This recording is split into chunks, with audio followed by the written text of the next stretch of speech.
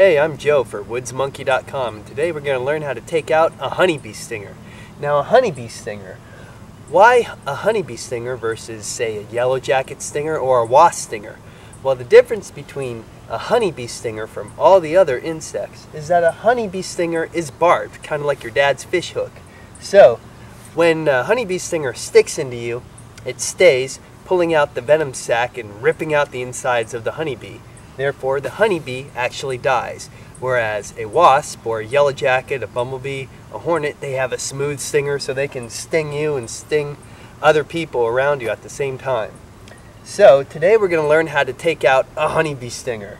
We have a hive of wonderful individuals right here that are ready and volunteered to sting me, and we're going to show you the steps needed to take a honeybee stinger out. Now we have an EpiPen with us just in case of an anaphylactic reaction, just for safety's sake.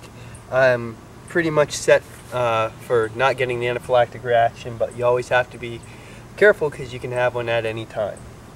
Okay, so zoom in here and we're going to show you just what to do when you get stung with a honeybee. Now I'm going to use 3 everyday objects, including a knife, your fingernail, and a credit card. So the first one, a knife. Venom sac right there. We're pulling out at a 45-degree angle, scraping. There you go. Removal of the exact stinger. Now, the next one's going to be a fingernail, and that's important because you do not want to squeeze the venom sac. That puts more venom inside your body. Doesn't feel as good.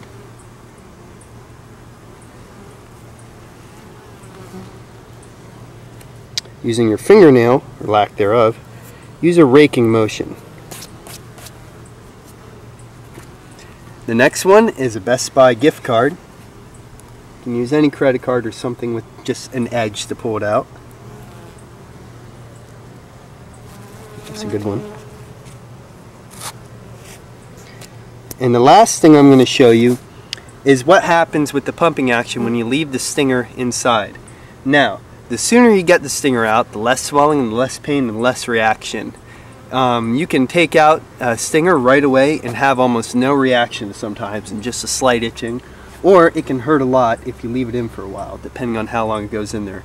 So zoom in really hard on this one. We're going to show you the pumping action of the venom sac as the stinger enters your bloodstream. Look at it pump. And as it's pumping, it's working those barbs back and forth, digging deeper into you, deeper and deeper inside. You see how it's almost burying itself up to the venom sac now? Now this exact sting is going to swell a lot, and I'm going to know that one's there for a while. It's going to have a little bit of a rash around the area and a pumped up area. We're going to remove that again with our trusty knife. They're a little bit harder to remove. Sometimes you can break off the lancet and still take off the poison sac. The lancet is just the pointy part of the stinger. It's not a big deal. It's like removing a splinter later on. As long as that poison sac's out, you're kind of out of the dark. You're out of trouble. This is Joe Flowers for woodsmonkey.com.